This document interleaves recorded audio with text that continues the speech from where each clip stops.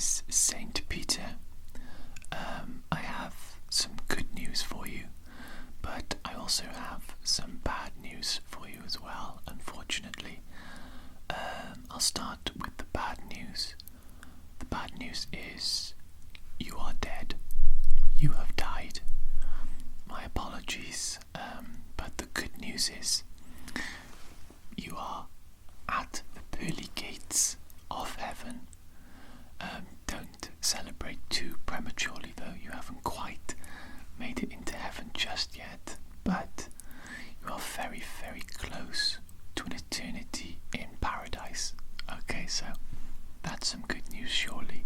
Surely that's some good news.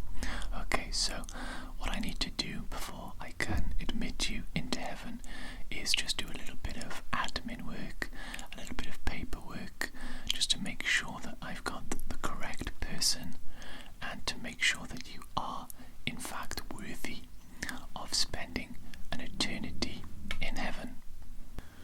So I'm just going to quickly look through my book just to make sure that I've got the right person, in fact. My apologies, will take me a moment to find you. Quite a few people dying at the moment. Okay, here we go. I have you right here. Apparently your cause of death was the Chubby Bunny Challenge, and you managed to fit 62 marshmallows into your mouth before, unfortunately, you died from choking on the 62 marshmallows from the Chubby Bunny Challenge. I must say, well done. I think that's the highest number of marshmallows I've ever heard a human fitting into their mouths at once. Quite an accomplishment. Definitely a good icebreaker for you when you meet people in heaven, if you get in. Okay, so I just need to ask you a few questions. First set of questions will be quite simple, and then the second set of questions will be more like situations or scenarios, like what would you do in this particular scenario, and then I have a few slightly longer format scenarios for you to think about. Okay, and then obviously based on your answers, hopefully you'll be admitted into heaven very soon.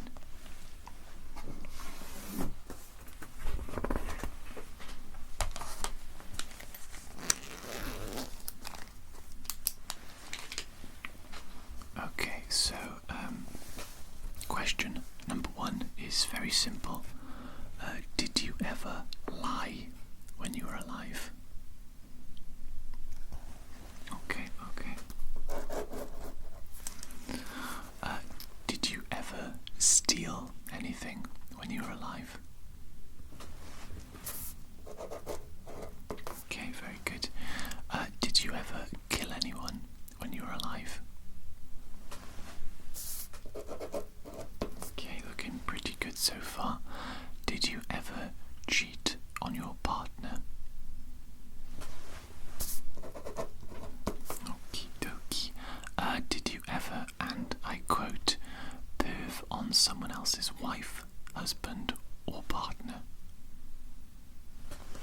Okay.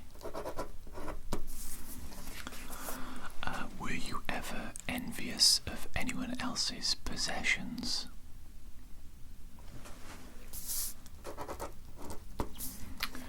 And the final question of the simple short questions: did you ever use God's name in vain? And that does include his son as well, Jesus Christ, of course. Okay, I do appreciate your honesty with those questions. On to the small scenario questions. Okay, so feel free to elaborate on your answers for these questions as much as you want. We do have eternity after all. Okay, so question number one. You come across an abandoned puppy. What do you do?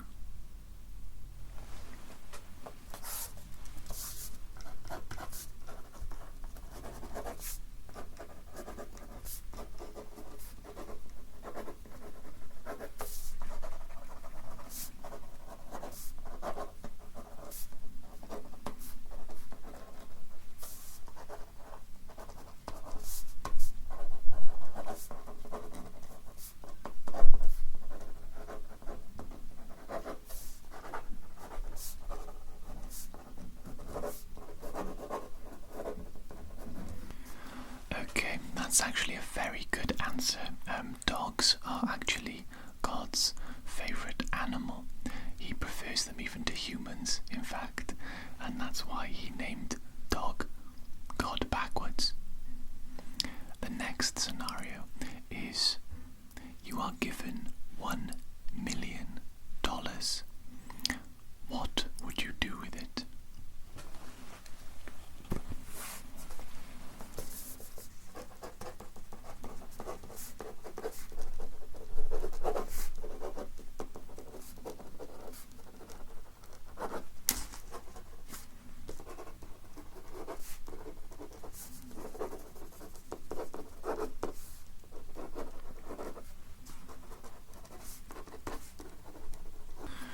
Okay, very good answer once again. On to the next scenario. You see an old lady struggling to cross the road. What do you do?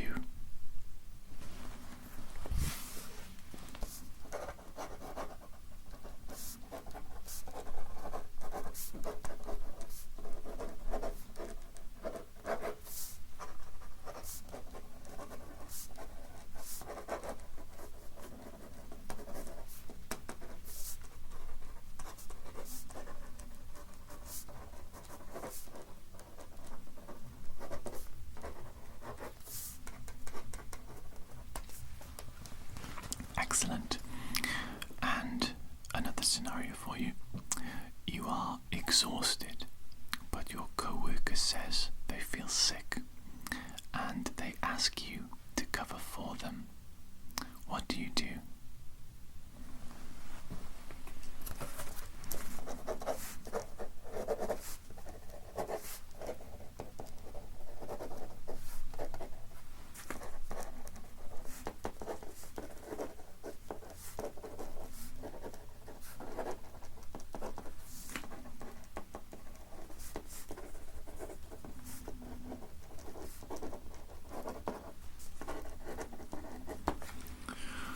Very good. And the final of these short scenario questions, you come across a suitcase full of drugs and money. What do you do?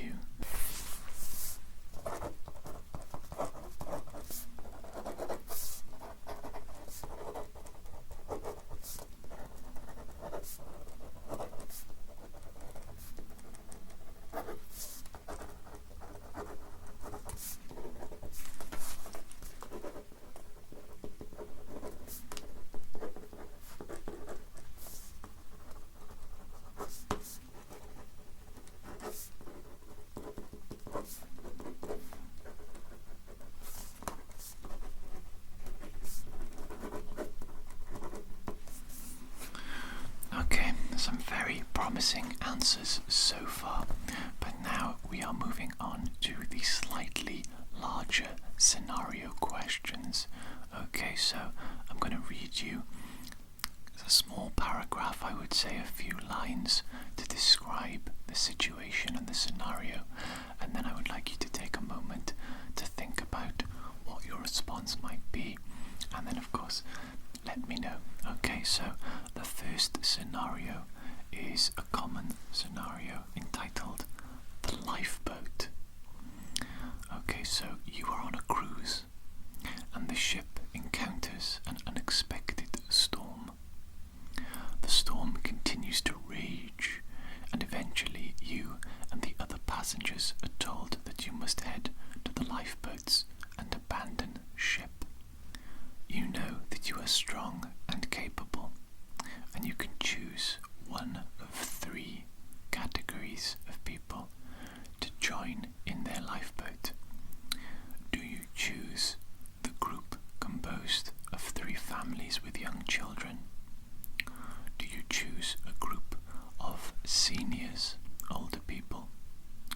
Or do you go with the young people, the strong people? Bear in mind, of course, you would likely have a better chance of survival if you go with the young, strong people. Of course, the old people could certainly use your help, I'm sure. And then the families, obviously they have young children to think about as well.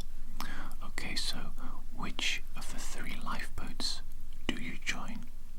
The lifeboat with the families, the lifeboat with the elderly people, or the lifeboat with the young, strong people?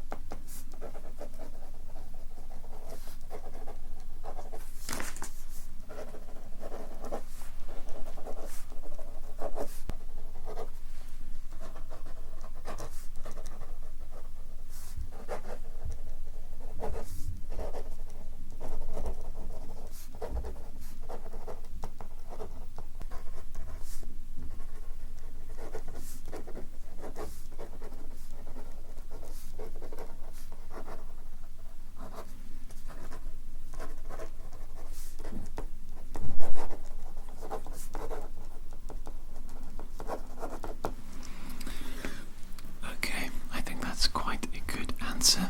Of course, I will reserve my final judgment until the end when I have time to look through the results in detail. Okay, the next scenario is entitled Hit and Run. Late one night, you are driving home in a bad rainstorm. A drunk reels out in front of your car and you try to stop, but you can't. You hit him. You run him over. Nobody sees you. The guy looks and smells as if he's homeless. You get out your car and check to see how badly he is hurt, and you realize that he is dead. You have never even had a speeding ticket. You're an upright professional with a family, and you are well known and respected in your community. Do you make a report anonymously? Do you confess your crime? Or do you drive home, forget about it, and don't tell anyone about it?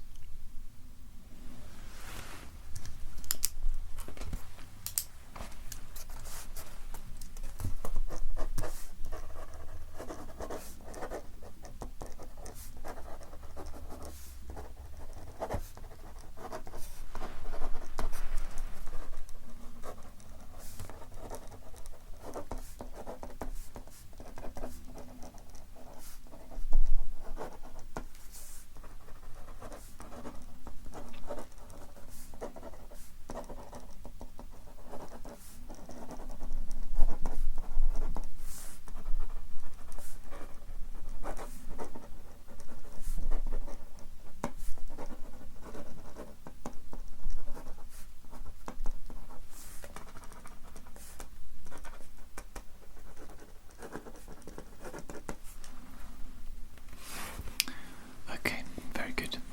And we shall move on to the next scenario. This one is called Sarcastic Friend. Your friend has a great sense of humour. However, sometimes his jokes involve making fun of others in inappropriate ways. He will point out a physical flaw or look for something odd or different about a person and then make an unkind comment. You feel uncomfortable when your friend does this. Do you say something to your friend, confront them, or do you just laugh along with your friend?